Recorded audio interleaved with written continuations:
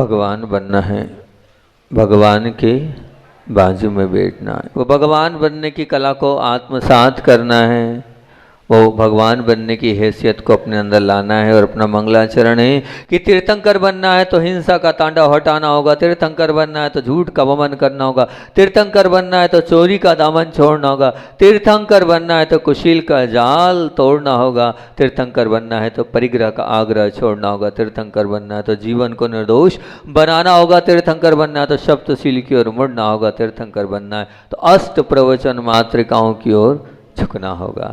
और अपनी कल काय पे चर्चा चली थी, कल अपन ने बात करी थी कि तीर्थंकर बनना है तो सप्तशील की ओर मुड़ना होगा। और सप्तशील से आपको मैंने बताया था कि 4 और 3 गुणव्रत, 3 गुणव्रत और 4 शिक्षा व्रत होते हैं। और 3 गुण व्रत में मैंने आपसे बात करी थी दिग्व्रत की। और दिग्व्रत में आपसे कहा था, क्या कहा था दिग्व्रत में, कि जो दिशाओं का परिनिर्माण कर लेता है उसकी दशा सुधर जाती है। अर्थात जीवन पर्यंत जो दिशाओं को बांध लेता है वो अपनी दशा को सुधार लेता है। और जो दिशा बांध लेता है वो 10 दिशाओं को बांध लेता है, वो महाव्रत के तुल्य हो जाता है। और जिनकी दशा सुधरनी होती है वही अपनी दिशा बांध पाते हैं। फिर मैंने बात आपसे अनर्दंड व्रत की प्रारंभ करी थी। और अनर्दंड दंड में मैंने आपसे बात करी थी पापोपदेश। कितने प्रकार का होता है अनर्दंड व्रत? 5 प्रकार का।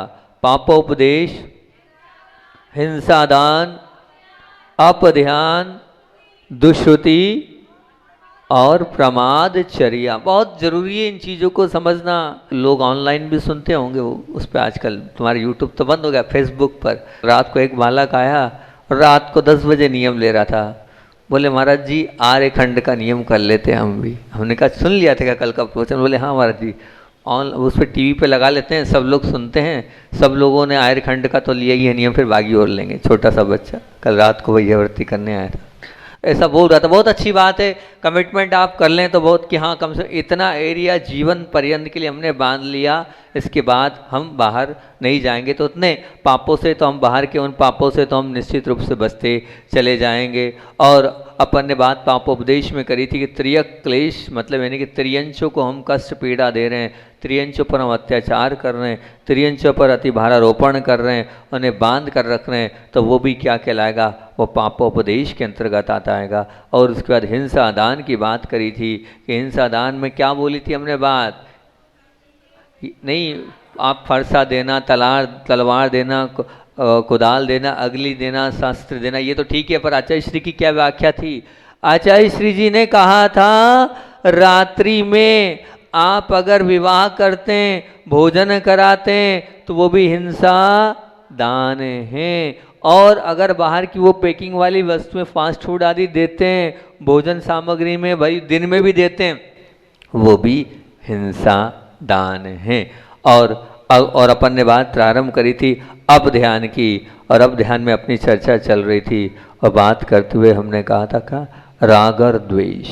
आप विचार करना, ना तो पाप करने की क्षमता हमारे पास है, हम उतना पाप कर सकते हैं जितना सोचते हैं, लेकिन सोचने के माध्यम से, चिंतन के माध्यम से, विचारों के माध्यम से, परिणामों के माध्यम से और अपने भावों के माध्यम से हम बहुत सारा पाप कर लेते हैं। जो हो नहीं सकता है उसको भी हम कर लेते हैं। वो कहलाता है अपध्यान, चाहे वो राग रूप हो चाहे वो द्वेष रूप हो। और राग द्वेष रूप उस अपध्यान के कारण हम कर्मों की संतति को, श्रृंखला को बढ़ाते चले जाते हैं अपने जीवन के साथ। और अब ध्यान में कहा था पर स्त्री, आचार्य भगवान ने वहाँ पर स्त्री को लिया है कि न पर स्त्री हमारी हो सकती, न पर पुरुष हमारा हो सकता है, लेकिन उस पर स्त्री के विषय में और पर पुरुष के विषय में सोचना। क्योंकि ध्यान रखना, आपको मैंने तत्वार्थ सूत्र में वो सूत्र सिखाया था, ब्रह्मचर्य में भी बोला था। वो सूत्र क्या बोला था?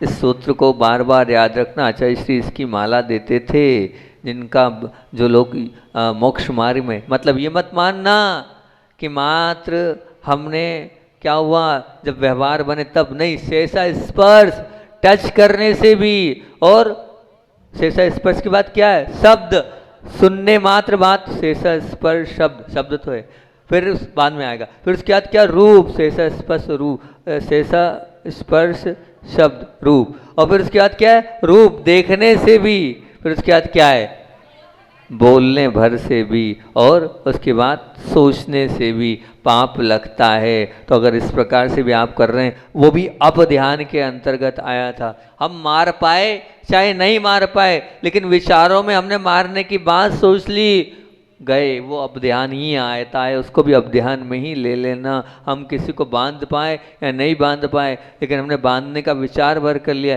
ये सब अब ध्यान में आता चला जाएगा। आप अपने आप को टटोलो कि मैं कहीं मेरी प्रवृत्ति अब ध्यान के अंदर तो नहीं जा रही है, राग द्वेष तो मेरे जीवन में नहीं बढ़ रहा है, कहीं मेरे जीवन में पर स्त्री के प्रति आकर्षण, पर पुरुष के प्रति आकर्षण तो नहीं हो रहा है, मेरा भाव किसी को मारने का और किसी को बांधने का तो नहीं हो रहा है। ये सब अब ध्यान में होंगे। अब ध्यान का सीधा सीधा यही हेतु है कि जहाँ जहाँ अशुभ में हमारी प्रवृत्ति जा रही है और अशुभ का विचार चल रहा है, वो सब अब ध्यान होता है। और इसको क्या क्या है, अनर्थ दंड व्रत, क्योंकि वो हम कर नहीं पाएंगे, लेकिन हम विचार करते चले जाते हैं और वो सब हमारे से, वो बंगला नहीं खरीद पाएंगे, हम वो गाड़ी नहीं खरीद पाएंगे, लेकिन विचार वो गाड़ी काश मेरे पास होती, वो बंगला काश मेरे पास होता। तो हम तो गए परिग्रही बन गए, खरीदा चाहे नहीं खरीदा, लेकिन विचार कर लिया और हम परिग्रह के साथ लदते चले जाते हैं। और फिर उसके बाद अगले नंबर पर आचार्य भगवान ने अनर्थ दंड मन में रखा, दुश्रुति।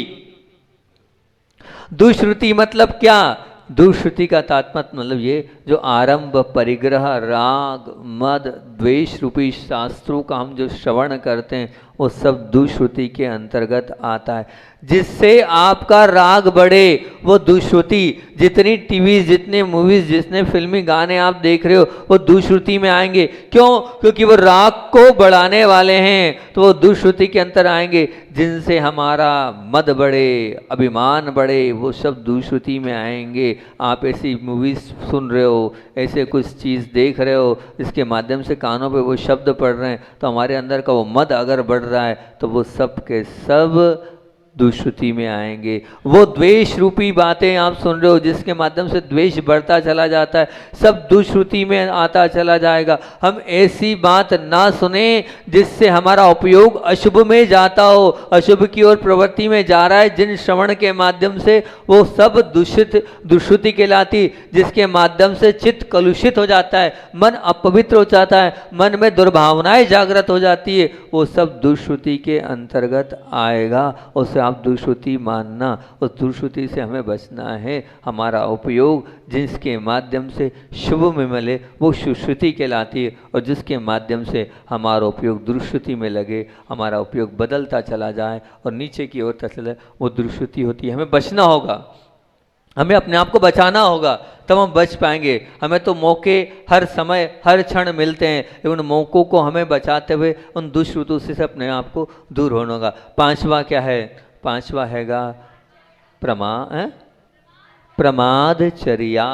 प्रमादचर्या के लिए तो बहुत मैं बोल चुका हूँ कि वो पृथ्वी है, वो जल है, वो अग्नि है, वो वायु है, या वो वृक्ष का छेदन बिना मतलब के अगर आप घूम भी रहे हैं, सब प्रमादचर्या में अंतर्गत आएगा। आप बिना मतलब के, मान लीजिए वो मैंने जल का बोला, अगर जल की सीमा बना लें, 4 मग्गे से काम चलता तो 4 मग्गे से कर लें, आप आधी बाल्टी से हो सकता तो आधी बाल्टी से कर लें, ये प्रमादचर्या कहलाएगी। अधिक जलाना, अधिक लाइटों का प्रयोग करना, अधिक जो है अग्नि का प्रयोग करना, ये सब क्या प्रमादचर्या में आएंगे। बिना आप उसके रह सकते हैं, एसी के, कूलर के, तो बहुत अच्छे, सब प्रमादचर्या में आएंगे।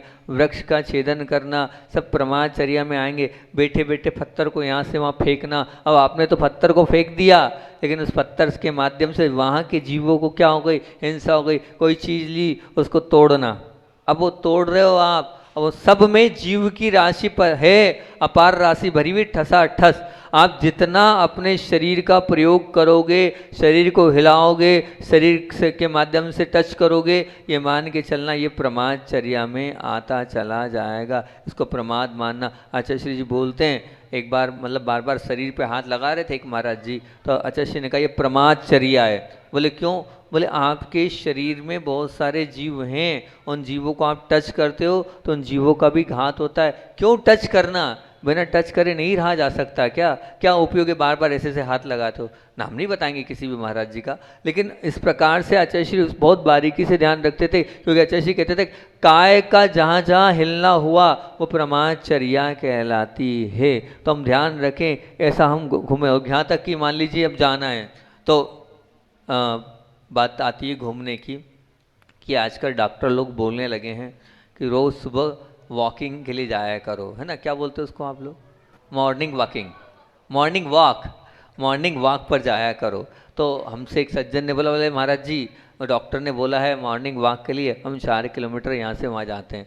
तो इंदौर की बात थी, इंदौर रेवती रेंज में थे हम, तो हमने उनसे कहा, मैंने कहा भैया तुम जाते तो हो, इस बहाने तुम अगर इतने जा ही रहे हो तो भैया गोमटगिरी चले गए जैसे, तो गोमटगिरी के दर्शन कराया करो। दर्शन कर लोगे तो कम से कम ये हो जाएगा, मॉर्निंग वॉक नहीं रहेगी, वो दर्शन के भांति आप चले गए। डॉक्टर ने बताया, मैं मना नहीं कर रहा हूँ, आपसे कहा है। तो मॉर्निंग वॉक नहीं होना चाहिए आपके जीवन में, मॉर्निंग दर्शन होना चाहिए आपके जीवन में, कि हम दर्शन के निमित्त से हम जा रहे हैं तो बहुत अच्छा। और अगर उसके जा रहे हैं तो ये पर्यटन कहलाएगा, और पर्यटन को प्रमादचर्या के अंतर्गत लिया है। यहाँ से वहाँ भी जाना है तो प्रमादचर्या के अंतर्गत ही आएगा। क्यों जाएं, क्यों आए हम, ये सब परमाचर्या में हमारा चलना हेतुपरक होना चाहिए। अगर हम हेतुपरक चलेंगे तो ही अपने जीवन को बहुत अच्छा और महान बना सकते हैं। और फिर उसके बाद है तीसरे नंबर का भोगोपभोग परिमाण। ये 3 जो हैं ये गुणव्रत हैं, और ये 3 गुणव्रत में भोग परिमाण का मतलब ये होता है कि राग के उदय से आसक्ति को कम करने के लिए विषयों का परिमाण करना, जो प्रयोजनभूत हैं उन्हीं को हमारे जीवन में रखना। कितने कपड़े चाहिए, एक तो लिमिटेशन कर लो कि हाँ इतने जोर से हमारा काम चल जाएगा। कितना आपको जूते चप्पल चाहिए, आप एक लिमिटेशन कर लो कि इतने जूते चप्पल चाहिए हमें। कितना हमारे लिए गहना चाहिए, हम उतने सोने चांदी के गहनों का लिमिटेशन कर लें। हर चीज़ का ये मात्र भोग वो कहलाता है जो बार बार भोगा जा, और भोग वो कहलाता जो बार बार भोगा जाता है वो कहलाता है उपभोग, और जो एक बार के बाद नहीं भोगा जाता उसको कहलाता है भोग। अब भोजन सामग्री भोग में आती है, और बाकी वस्त्र, मकान और जो आपका वाहन, ये जो हैं आभूषण, ये सब उपभोग में आते हैं। तो ये भोग और उपभोग है। इन भोग और उपभोग का भी आप परिमाण बना लें कि इतना हम इस प्रकार से अपनी भोग की सामग्री का परिमाण बनाते हैं। भोग की सामग्री का हमें प्रतिमा नहीं लेनी महाराज जी। अरे प्रतिमा आज नहीं लेनी, लेकिन तैयारी तो करो। अभी से आप लिमिटेशन तो बनाओ, अभी से कोई मर्यादा तो बनाओ, कोई सीमा रेखा तो बनाओ, कोई लक्ष्मण रेखा तो बनाओ कि हम इसके बाहर नहीं जाएंगे। कोई अगर आप अपने आप को बांध लोगे तो बंध जाओगे, नहीं तो ये बात ध्यान रखना पाप लगता चला जाएगा। जैसे मान लीजिए कल हमने एक नियम दिया, रात्रि में बहुत अच्छा स्वाध्याय चलता है, सब युवा वर्ग आते हैं, स्वाध्याय होता हैगा। तो अब उस स्वाध्याय में हम लोग छोटे छोटे नियम देते हैं, आप लोग याद ही नहीं दिलाते, वहाँ तो हमारे याद दिलाते हैं। तो कल का नियम पता है क्या था? नहीं, वो आज का नियम है। कल का क्या नियम था? तीन हरी, मात्र 3 हरी में बांध लिया था। सोचो, परसों का था, अच्छा हाँ परसों का था 3 हरी। और 3 हरी में काम चल गया कि नहीं चल गया? आप चलाओगे तो चल जाएगा। गुरुदेव ने तो 50 साल से बिना हरी के जीवन निकाल दिया है, तो 3 हरी में नहीं निकला क्या? निकल गया। कल का नियम था नहीं, अपने हिसाब से 1 घंटा नहीं, हम भले 10 मिनट का त्याग करो। सबने अपने अपने आप से, किसी ने 1 घंटा, किसी ने 2 घंटा मोबाइल का उपवास किया था। और आज का नियम क्या है? निंदा नहीं करना, ये आज का नियम है। तो ये छोटे छोटे हम जब नियम लेते लग जाएंगे तो बहुत अच्छा होगा। इसी प्रकार भोग और उपभोग की उस यात्रा से आप जुड़ो और अपनी एक लक्ष्मण रेखा तैयार कर लो कि इसके बाहर मैं उल्लंघन नहीं करूँगा। इतनी ही मेरे जीवन में भोग सामग्री है, इतनी ही उपभोग सामग्री है। ये सच्ची संपदा रहेगी आपकी जो आप ये तैयार करोगे। ये मत सोचो कि मेरी उम्र छोटी है। हम जब एलोरा में थे तो एलोरा में जब हमने बात की तो अब विचार करना, वो 20-22 साल की बालिकाओं ने 7 जोड़ 8 जोड़ कपड़ों का नियम लिया। मैं विकल्प में आ रहा, मेरे माथे पे सल आ रहे, ये बाई क्या कर रही है तू? 8 जोड़ कपड़े में क्या होगा? हो जाएगा महाराज जी। विवाह करना है तो फिर हमने समझा तो एक काम कर, विवाह तक नहीं, अभी जब तक तुम्हारा विवाह नहीं हुआ तब तक 8 जोड़ कर लो। मतलब कुछ कुछ लोगों को देख के जो है कि साधु भी सोचने लग जाते हैं कि गजब का वैराग्य है ये। वो कह रही 8 जोड़ में मैं विवाह भी कर लूँगी, इतना मतलब अंदर से वैराग्य उनका मजबूत था। अगर मुझे करना भी पड़ा जीवन में तो मैंने, नहीं ऐसा नहीं हो पाएगा, घर गृहस्थी है, अभी सूट सलवार सूट 8 जोड़ कर लो, 8 जोड़ सलवार सूट कर लो, बाद में सोच लेना। तो अब उतना तो कर लो कि इतने सलवार सूट 8 नहीं करो 80 कर लो भैया, कुछ तो कर लो, कुछ तो मान लो कि हाँ इतना हमने कर लिया है, तो उस बाकी का सबका तो छूट जाएगा ना हमारा, उतना तो कर ही सकते हो कि नहीं कर सकते हो? बोलो माताओं, 300 200 साड़ियाँ हैं आपके पास, कम करो। और उसमें ध्यान रखना इतना है, अगर नहीं लेना है तो मना नहीं कर रहे हैं, पुरानी को आप किसी को गरीब को दान दे देना, फिर उसके बाद जो है नहीं खरीद लेना, मना नहीं कर रहा हूँ, लेकिन इस सब को मर्यादाओं को आप बांधते चले जाओगे। भोजन की मर्यादा आप बांध लोगे, इतना अन्न लेंगे, इतनी मिठाई लेंगे, इतना ही हम इस प्रकार का ही हम जो है हरी सब्जी लेंगे, सबको बांधते चले जाओ। तो इस भोग और उपभोग की सामग्री को आप बांधते चले जाओगे तो निश्चित रूप से आपका ये जो गुण व्रत है, ये गुण व्रत ही कह रहा है कि गुणों को बढ़ाएगा। इन 3 गुणों व्रत को जितना हो यथा योग्य लो और अपने गुणों को बढ़ाओ, इससे गुणवान आप बन जाओगे। और फिर उसके बाद क्या है? शिक्षा व्रत। शिक्षा व्रत में आचार्य भगवान ने यहाँ बोला है कि शिक्षा व्रत से तात्पर्य क्या है? 4 प्रकार के शिक्षा व्रत बताएं। एक होता है देशावसिक, एक होता है सामायिक, तीसरा होता है पुरुषोदोपवास, और चौथा होता है वैयाव्रती या अतिथि संविभाग व्रत। चारों बहुत महत्वपूर्ण है ना। हम कह रहे हैं चारों को आप समझ लो, भाई इतना समझ लिया तो आगे आपको आज नहीं तो कल समाधि मरण करना ही करना है ना। समाधि मरण करना, सुमरण करना है। जब तक ये सातों आपके जीवन में नहीं आएंगे तब तक समाधि मरण आपका नहीं होगा। इनको ग्रहण करना पड़ेगा सातों को। तो बेस बनाओ, तैयारी करो कि हम इनको लेना। देशावसिक मतलब क्या? जो हम रोज रात को देते हैं कि 1 दिन के लिए, 2 दिन के लिए, 3 दिन के लिए, छोटे छोटे घंटे भर के लिए, 2 घंटे के लिए, 4 घंटे के लिए हमारा इस चीज़ का त्याग हो गया। हमने परिसर मान दिया कि अब बासा से बाहर नहीं जाएंगे आज सुबह से लेकर शाम तक। तो ये कहलाता देशावसिक। छोटे छोटे नियमों से अपने आप की मर्यादा में बांधना, ये कहलाता है देशावसिक। ताकि उस बाहर तक का पूरा पाप का हमारा संवर्धन, संरक्षण हमारा नहीं लगता है, उन सब पापों से हम बच जाते हैं। तो ये देशावसिक नियम भी आपको लेना चाहिए। ये प्रतिमाधारी जो लोग हैं उन लोगों को भी ये अलर्ट होना चाहिए और उन लोगों को भी प्रतिदिन लेना चाहिए। जो प्रतिमाधारी उनको सोचना चाहिए कि हम प्रतिदिन छोटा देशावसिक नियम भी लें कि हमने ये किया, त्याग हमने इतना किया, इतना किया। हम आज जो है 1 घंटे तक इस पर, भले 1 घंटे का लो, कोई बाधा नहीं है, पर इतना लो बहुत अच्छा वो रहेगा। ऐसा वो देशावसिक नियम होता है। एक बार एक दीदी ने बहुत अच्छा नियम लिया, और मानना कि वो मैंने 1-2 बार तो बता चुका हूँ। रामटेक की बात थी, अंतराय बहुत चल रहे थे, और जो है अंतराय चल रहे थे तो वहाँ 2 पोर्शन है, दीदी ने तो देखा ही होगा। एक पोर्शन जो है शांतिनाथ भगवान के वाला है, और एक पीछे वाला पोर्शन है जहाँ टीन शेड आदि और चौका आदि लगते हैं वहाँ पर। अब दीदी ने नियम ले लिया कि कहीं जाना ही नहीं अपने को, तो अपने को कहाँ से जाना है? अपने भवन से गुरुदेव के पास। बस इतनी गली का हम आज का हम वो करते हैं। अष्टमी चतुर्दशी का उपवास भी है काय को। अब योग संयोग की बात थी कि एक महाराज जी को 3 अंतराय, अब 3 अंतराय थे, पिपरिया वाली दीदी थी, 3 अंतराय थे, वो आहार कराने जाती थी अंतराय वाले। तब उन्होंने विचार किया क्या करूं मैं, अब महाराज जी किसी भी तरह इसी गली में आने चाहिए, उस गली में जाएंगे तो क्या होगा, मैं जा ही नहीं पाऊंगी। तो वो विचार करने लगी, और योग संयोग की बात थी, महाराज जी जिस गली का नियम था उस गली में न जाकर उस गली में चले गए। अब मन में ये विचार आया क्या करूं, नियम तोड़ दूं, क्या करूं। एक तरफ वैयावर्ती दिख रही, महाराज जी के 3 अंतराय दिख रहे हैं, फिर मन में विचार आया नहीं मैं जाऊं तब भी क्या कर लूँगी, वहाँ तो 2 महाराज ऑलरेडी है, 3 ब्रह्मचारी है, मैं क्या कर सकती हूँ। मैं शांतिनाथ भगवान के पास बैठती हूँ और वहाँ बैठ के माला फेरती हूँ, हो सकता है माला से विशुद्धि से अच्छे से आर हो जाए। तो बस उन्होंने वही किया, शांतिनाथ भगवान से अपने घर तक का नियम था उनका, जहाँ भी से वहीं रही, वहाँ बैठ के शांतिनाथ भगवान का समक्ष माला फेरी। और आहार जो है 2 बार ऐसी स्थिति थी अंतराय जैसी, और दोनों बार टल गई। तो हमने दीदी से कहा ये आपकी विशुद्धि का परिणाम था, आप वहाँ बैठ के शांतिनाथ भगवान की आराधना कर रहे थे, वो निर्विघ्न आहार हो गए। तो ये रहता है, आप इस प्रकार से आप नियम लो। और फिर उसके बाद क्या है, उसके बाद सामायिक है, तीनों टाइम तक आप अपने सब पाप प्रकार के पापों का त्याग करते हो, आज सुबह भी आप जैसे बैठते हो ध्यान करने और शाम को भी आप ध्यान करते हो, तो अच्छा लगता है कि नहीं लगता बताओ? नहीं, हम तो सोच रहे थे उसको अब सुबह वाले को गौण कर दे, बंद कर दें, हैं? करें नहीं करें बंद?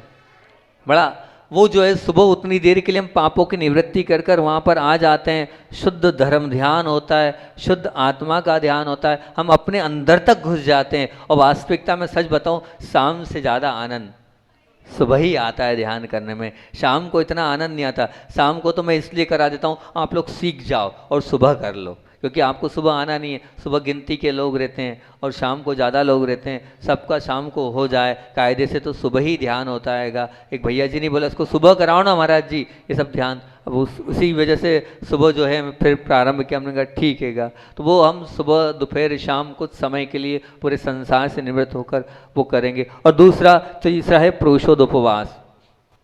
पुरुषोदुपवास का तात्पर्य ये होता है, 3 प्रकार से बताया है आगम में। 3 प्रकार मतलब जगन्य, मध्यम, उत्कर्ष, जिसकी जैसी कैपेसिटी है। जगन्य में क्या होता है तो बोले जगन्य में कहना है कि सिर्फ अष्टमी और चतुर्दशी को एकासन कर लो। मध्यम में, मध्यम क्या कहलाता है तो बोले मध्यम में ऐसा होता है कि सप्तमी, अष्टमी और नवमी एकासन। उत्कृष्ट में सप्तमी एकासन, अष्टमी उपवास और नवमी भी एकासन। ऐसे ये 3 प्रकार से इनको जगन्य, मध्यम, उत्कृष्ट, पुरुषोदुपवास कहा है। जिसकी जैसी कैपेसिटी है उसके बावजूद भी कुछ अगर आपको लगता है, क्योंकि मैंने आचार्य श्री को देखा है कंडीशन देखकर आचार्य श्री उसमें भी पुरुषोदुपवास में अपने हिसाब से सुविधा के अनुसार से करते हैं। अगर आप प्रतिमा लेना चाहें तो उसमें आप समझ सकते हैं, आ सकते हैं। और चौथा और बहुत महत्वपूर्ण है वो क्या है तो वो है वैयावृत्ति अर्थात अतिथि संविभाग व्रत। ये बहुत काम का व्रत है अतिथि संविभाग व्रत। इस पे मैं बहुत जोर देता हूँ, क्योंकि जब तक कि अतिथि संविभाग व्रत हमारे जीवन में नहीं आता है तब तक हमारा जीवन वास्तविकता में जीवन नहीं बन जाता है। क्योंकि अगर हम जितने प्रतिमाधारी हैं उन लोगों को इस अतिथि संविभाग व्रत है इसका पालन करना चाहिए। ये वैयावृत्ति नामक शिक्षा व्रत है रत्नकर्ण सावकाचार्य की। वो कारिकाओं को अगर हम बहुत अच्छे से पढ़ें तो हम अंदर से सचेत हो सकते हैं कि क्या ये कहलाता वैयावृत्ति और इससे क्या प्राप्ति होती है। कहते व्यापत्ति व्यपनोध पादयो संवहनम च गुण रागात और वैयावृत्यम व्यावन न ग्रहणपनि संयमी नाम। क्या कहा है यानी गुणों के अनुराग होने से, गुणों के गुण रागात यानी गुणों के अनुराग होने से संयमी नाम यानी जो देश सकल संयमी है वो कहते हैं कि व्यपति व्यपनोध मतलब उनकी व्याधियों और उनसे आपत्तियों को दूर करना और पादयो उनके चरणों को मलना दबाना और क्या करना उनका उनके प्रति उपकार के भाव करके वैयावृत्ति करना। ये वैयावृत्ति नामक अतिथि संविभाग व्रत कहलाता है जो हर श्रावक का परम कर्तव्य है। इसे हर एक श्रावक को करना चाहिए। ये श्रावक अगर करेगा तो सतिशय पुण्य का फल होता है। कहते दान का वो स्वरूप का इसमें कहा है नौ पुण्य प्रतिपत्ति सप्तगुण समाहितेन शुद्धेन अप्सूनारंभाणाम मार्याणामिष्यते दानम। मतलब क्या जो सप्तगुण सहित हैं और ऐसे वो सप्तगुण मतलब कौन से ये 7 गुणों से जो सहित हैं ऐसा शुद्ध वो जो श्रावक है वो क्या करे पंचसूना आरंभ रहितम। अब वो 5 सूना जिनका त्याग है जिनका आरंभ का त्याग है ऐसे आर्याणाम, ऐसे आर्याणाम से मतलब जो सम्यक दर्शन गुणों से सहित है उनको नवदा भक्ति पूर्वक आदर सत्कार पूर्वक जो दान दिया जाता है वही सच्चा दान कहलाता है, वही सच्चा दान होता है। ये निश्चित मान के चलना। और अगर वो दान है उस दान से होगा क्या तो कहते हैं कि वहाँ उन्होंने ये भी कहा है कि दान से होता क्या है तो बोलते हैं दान का फल क्या है, नवदा भक्ति का फल क्या है तो नवदा भक्ति का फल बताया उनने। उच्चैर गोत्रम प्रणतिर भोगो दानादुसानात् पूजा भक्ति सुंदर रूपम सुनाद कीर्ति तपो निधिषु। ये कारिका बहुत काम की, आचार्य श्री की फेवरेट कारिका। आचार्य श्री इसको बहुत बहुत अच्छे से कहते थे तप निधिषु जो तपस्वियों को क्या करता है प्रणते परिणामों में निर्मलता आती है, वो कैसी आती है? बस ऐसी ही विशुद्धि परिणामों में निर्मलता आपके आहार दान देने के माध्यम से आना चाहिए। कुछ लग जाए, नहीं हो पा रहा है तो हमने देख तो लिया, हम देख लें तो बाहर से अच्छे से सद्भावनाओं तो प्रेषित कर दें कि महाराज जी का आहार बहुत अच्छे से हो जाए। तो ये सब भावनाएं आप भाएंगे, ये सप्त जो गुण हैं ये आपके जीवन में उतरते चले जाएं। आज अपना दूसरा दिन हो गया, क्योंकि बात ये है कि कम दिन बचे हैं और मेरे भाव ये हैं कि इस प्रवचन श्रृंखला को, जो तीर्थंकर बनने वाली प्रवचन श्रृंखला है, पिछले साल से चल रही है और इस चतुर्मास में दी एंड करना है। और दी एंड के बाद आप लोग लिख भी रहे हो, सब लोग तैयारी भी कर रहे हो, तो अंत में उसका वो भी अपने को करना ही करना है। तो इसीलिए कम प्रवचन करके, ये भले ही फिर बाद में समय मिलेगा तो और कोई प्रवचन श्रृंखला चालू कर देंगे, पर इस प्रवचन श्रृंखला को हम पूरी समाप्त करने का पूरा मन बनाए, इसलिए कम ही बात बोल रहे हैं। पर आज का सारभूत में हमने ये बोल दिया है कि हमारे जीवन में 3 गुणव्रत, दिग्व्रत, अनद्व्रत और भोगोपभोग, और 4 शिक्षाव्रत, देशावसिक, छोटे छोटे नियम ले, सामायिक थोड़ी थोड़ी हम करते चलें। और जिनकी प्रतिमा नहीं है वो भी, यहाँ पर मेरे पास समय नहीं रहता है इसलिए मैं आवर्त नहीं कराता हूँ। पहले पूरा समय रहता था तो शुरू में और आखिरी में आवर्त कराता था, लेकिन अब समय नहीं, आप लोग आवर्त करके बैठे तो वो आपको कम से उतने ही सीमा में आप रहने का आप कटिबद्ध हो जाएंगे, तो पाप आपका बनेगा। पुरुषोदोपवास जितना कर सकते हैं, और वैयावृत्ति अर्थात अतिथि संविभाग व्रत का आप पालन करोगे तो निश्चित आपके जीवन में उत्कृष्टता आती चली जाएगी, आपका जीवन महान बनता चला जाएगा, आपके जीवन में शतिशय पुण्य बनता है। आप इधर उधर मत भटको।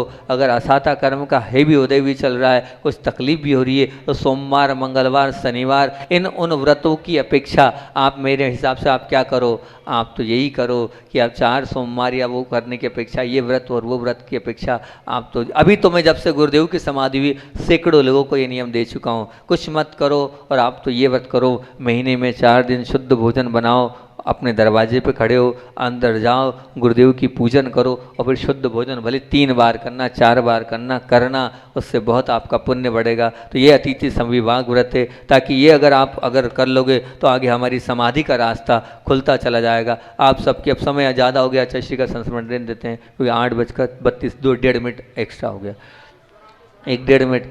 अब चलो ठीक है, 2 मिनट तो और छोटा सा कोई सुना देते हैं। हाँ, एक बार क्या हुआ कि एक महाराज जी जो थे, वो महाराज जी ने निवेदन किया, गर्मी बहुत थी और गर्मी इतनी थी, उस गर्मी में नेमावर की बात थी, और आचार्य श्री से निवेदन किया, आचार्य श्री जी यहाँ बहुत लू चलती है और यहाँ बहुत गर्मी है। बोले हमारी आपसे निवेदन है कि जो नर्मदा नदी है उसके पास ठंडक रहती है, उस ठंडक में चलकर अगर हम रात्रि विश्राम करें तो कैसा रहेगा?